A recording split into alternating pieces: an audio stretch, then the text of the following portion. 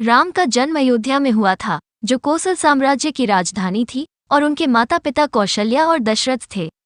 उनके भाई बहनों में लक्ष्मण, भरत और शत्रुघ्न शामिल थे।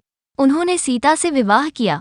शायद शाही परिवार में पैदा होने के बावजूद हिंदू ग्रंथों में राम के जीवन को अप्रत्याशित परिवर्तनों से भरा बताया गया है, जैसे कि उनका निर्वासन गरीबी और कठिन परिस्थितियों में हुआ था और उन्हें नैतिक प्रश्नों और दुविधाओं का सामना करना पड़ा।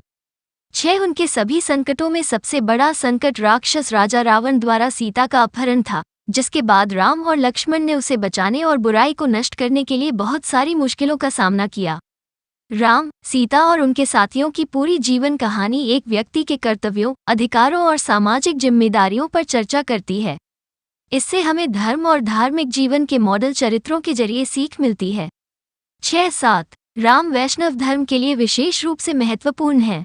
वो प्राचीन हिंदू महाकाव्य रामायण के मुख्य पात्र हैं, जो दक्षिण एशियाई और दक्षिण पूर्व एशियाई संस्कृतियों में ऐतिहासिक रूप से लोकप्रिय है। 8-9-10 उनकी प्राचीन किंवदंतियों ने भाष्य, टिप्पणियों और व्यापक माध्यमिक साहित्य को आकर्षित किया है और प्रदर्शन कलाओं को प्रेरित किया है।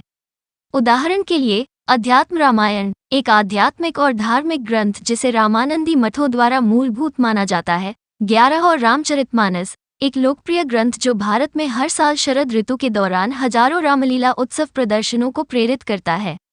1-2-1-3-1-4 राम के किस्से जैन धर्म और बौद्ध धर्म के ग्रंथों में भी मिलते हैं, लेकिन इन ग्रंथों में वो कभी कभी पौमा या पद्म नाम से भी जाना जाता है। 15 और उनके विवरण हिंदू संस्करणों से काफी अलग होते हैं। 16 जैन ग्रंथों में राम को 63 साल पुरुषों में से 8वें बलभद्र के रूप में भी उल्लेख किया गया है। 17-18 सिख धर्म में 10म ग्रंथ के 24 अवतार में विष्णु के 24 दिव्य अवतारों में से एक राम के नाम से भी उल्लेख किया गया है।